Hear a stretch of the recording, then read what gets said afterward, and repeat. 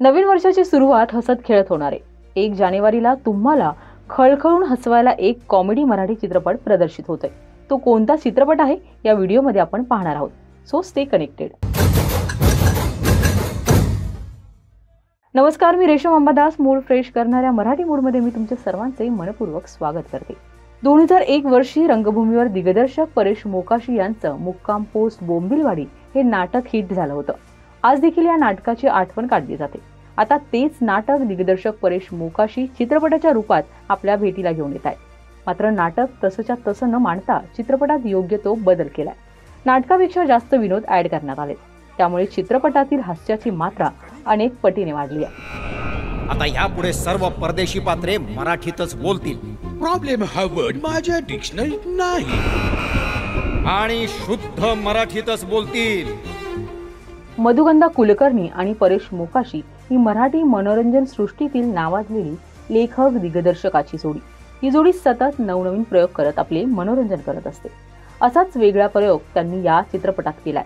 आपल्या सर्वांना हिटलर माहीतच आहे। त्याची प्रतिमा म्हणजे एक सक्त, क्रूर, कठोर हुकुमशाह आणि त्याच हिटलरला विनोदी आणि क्यूट भूमिकेत दाखवण्याचं धाडस परेश मोकाशी यांनी केलंय। परेश मोकाशी यांच्याबद्दल सांगायचं झालं तर त्यांचा हरिश्चंद्राची फॅक्टरी, एलिझाबेथ एकादशी, वाळवी या 3 मराठी चित्रपटांना राष्ट्रीय पुरस्काराने सन्मानित करण्यात आले। तर आता मुक्काम पोस्ट बोंबिलवाडी 1942 एका बॉम्बची बोंब हा मराठीमधील सर्वात युनिक आणि फ्रेश कन्सेप्ट असलेला चित्रपट कॉमेडीने भरलेला आहे। चित्रपटाचे लेखन आणि दिग्दर्शन परेश मोकाशी यांनी केले।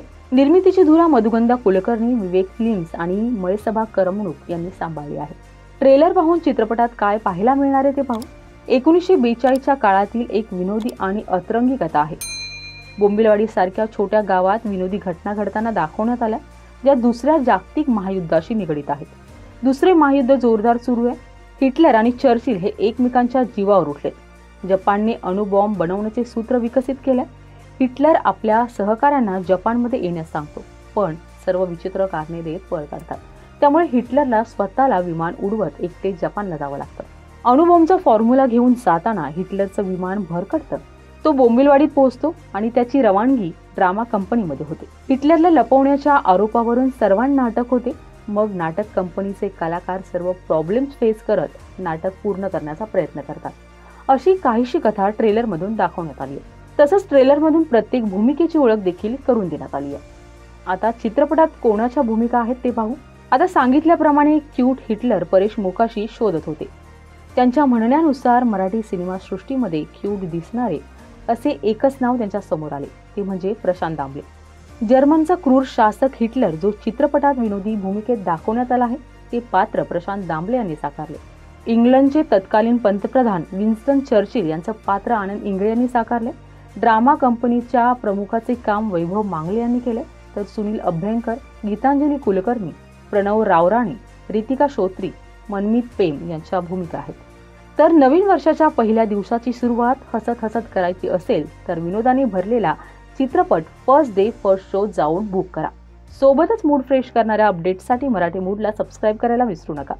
पुन्हा भेटूया नवीन चित्रपटासह। तोपर्यंत चित्रपट पहा आणि मजा करा।